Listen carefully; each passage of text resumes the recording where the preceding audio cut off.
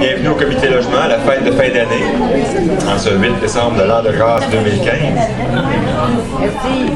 Je vais commencer par faire d'abord un petit topo un peu de ce qui s'est passé dans la dernière année.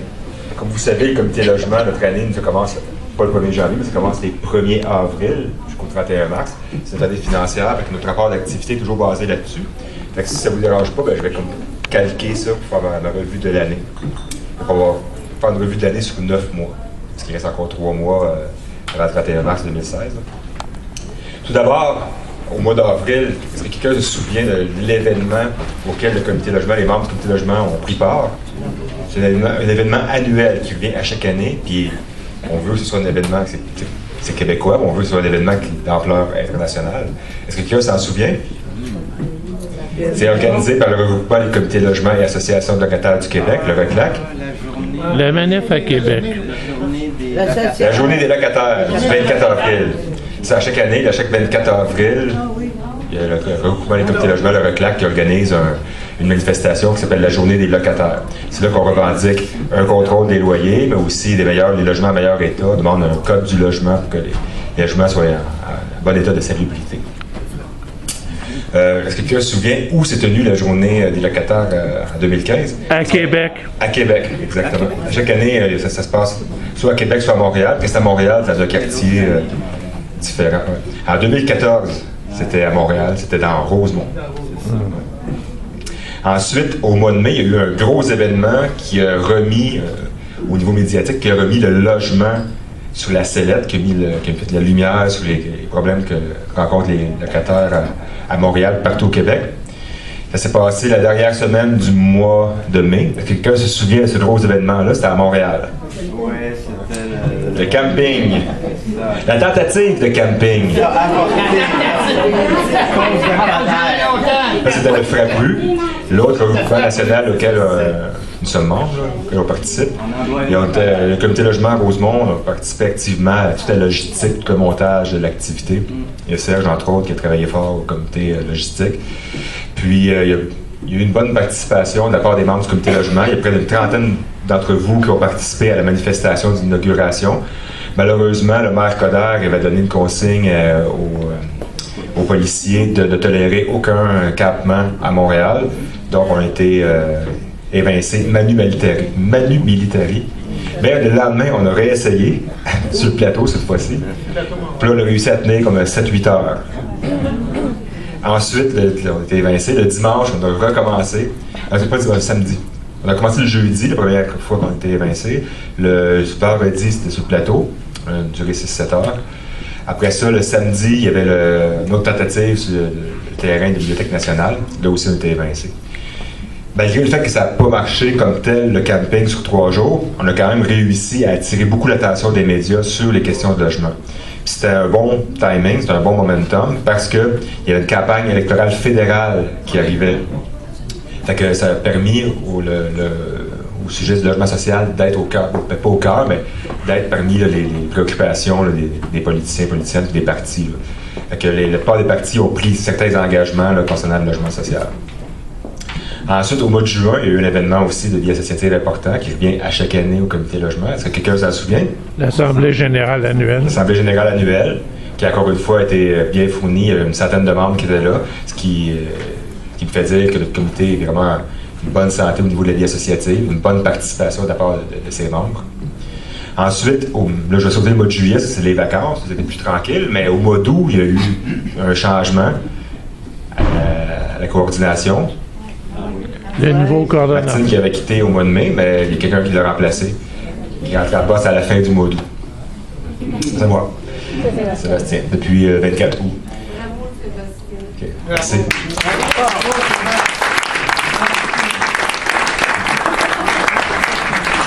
Ensuite, un autre événement très marquant qui a eu lieu en septembre. Quelqu'un s'en souvient? Mireille. Non, je parle de l'événement marquant. L'événement très marquant.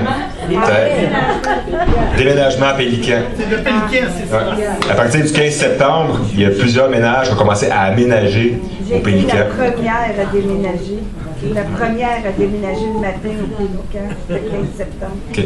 Marie. Oui. Ouais. Ah, ben, félicitations, Marie. J'ai ouvert la C'est la personne qui c'est Marie, c'est elle qui a ouvert, qui était la première locataire à aménager, qui a déménagé le matin du 15 septembre dans l'édifice de Loggia Pélican. Félicitations. Fait que depuis ce temps-là, il y a des gens qui aménagent là, jusqu'à la mi-novembre. Il y a des gens qui ont aménagé jusqu'à décembre, parce qu'il reste encore quelques logements de libres à combler. Fait qu'on pense jusqu'au mois de décembre, il y a des gens qui continuent à aménager. Ensuite, au mois d'octobre, on a eu quelque chose qui a fait du bien dans le paysage politique fédéral. L'élection fédérale. Ben, pas, en fait, je ne veux pas dire l'entrée au pouvoir de Justin, mais je veux dire la sortie de l'autre surtout.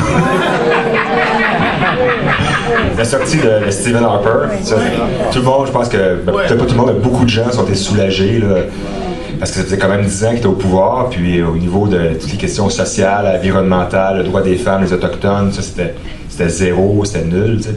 Puis au niveau du logement social, ce qui nous concerne, ce qui nous préoccupe nous, en fait, c'était vraiment, là, c'était rien. Il ne regardait même pas ça, puis c'était même pas un interlocuteur possible. On ne pouvait même pas l'approcher, on envoyait des lettres, des demandes de rencontre, c'est toujours lettres mortes, fin de non-recevoir. Fait que c'était impossible de faire avancer nos demandes. Fait que là, on peut oser espérer qu'avec le nouveau gouvernement au fédéral, qu'il va y avoir un changement. Il y a eu le discours du trône vendredi dernier. Dans le discours du trône, c'est probablement le copier-coller de ce qui avait été dit comme promesse électorale. Fait ça dans l'ensemble, c'est quand même bien, c'est positif, sauf que deux choses qu'on n'a pas entendu parler, c'est l'itinérance puis le logement social, justement. T'sais. Fait que ça, là-dessus, on reste encore préoccupé. Le mois de novembre, il y a eu une grosse activité, justement, par le fédéral. On a été à Ottawa. On est allé à Ottawa, on est allé justement interpeller Justin Trudeau pour lui demander de préciser ses promesses électorales en matière de logement social. Il disait qu'il ferait des investissements en infrastructure. On voulait lui demander de préciser ça. Mais s'il légalise le pot, il est capable de légaliser les maisons. Ben, c'est pas illégal de construire des maisons. Non, c'est ça que je te dis. Ouais. Ils auraient peut-être laissé le pot un peu de côté et s'occuper justement plus de logement social. Laisse le pot et fasse les maisons. Justement, une des éditorialistes du journal Le Devoir, samedi, Josée Boileau, elle disait exactement ça. Elle disait que le pot, ça aurait pu aller à plus tard, parce que c'est quand même... C'est pas ça qui est impossible. Puis, tu sais, elle disait justement que dans l'itinérance, dans le logement, ça avait été passé sous silence, puis ça aurait dû être, justement, être mis de l'avant, là, dès le début de son premier mandat. Ou il aurait pu faire un pot d'argent pour le logement.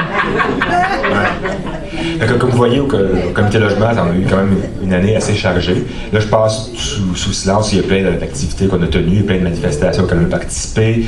On a eu des assemblées logement, des tas de requérants, il y a eu des rencontres de la priorité logement. Priorité logement a eu une grande nouvelle aussi, ils ont un financement pour faire une recherche sur la gentrification dans le quartier. C'est une bonne nouvelle aussi, les choses qui se sont passées. Donc, je voudrais aussi, juste avant de porter un toast, je voudrais remercier les personnes qui ont préparé la nourriture, préparé le buffet aujourd'hui, qui ont travaillé super fort. Je demanderais à Alice, s'il te plaît, de venir du moins dans le cadre de POC.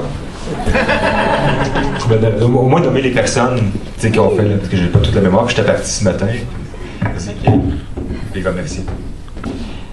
Oui, donc un gros merci à Nicole, à Manon, à Thérèse, à Isabelle, à Marie-Rose, à Tina, à Caroline, à Eric et à moi.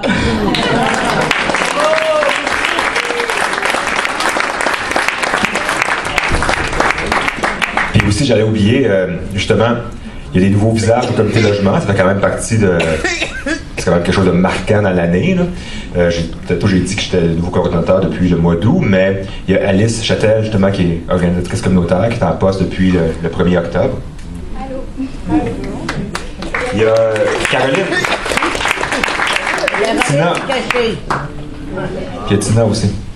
Il y a Caroline Magnier, qui est en poste depuis le 21 septembre, en organisation communautaire. Puis il y a Tina Arsenault qui est là depuis le 1er novembre, agente à l'accueil, depuis le 2 novembre. Elle a fait la première journée, c'était la grève du communautaire. Ça commence bien le job, ça. La première journée de grève. Okay. Fait que là, l'année se termine dans quelques semaines, l'année 2015. Comme j'ai dit, il reste encore 3 mois, notre dernier trimestre d'activité jusqu'au 31 mars.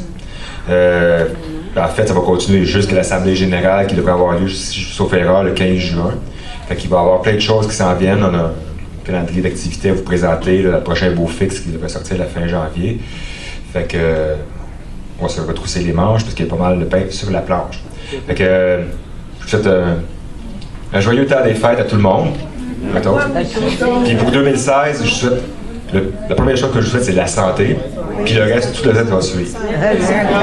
Puis des engagements pour du logement social aussi. Puis un contrôle des loyers pour 2016. Bonne année tout le monde.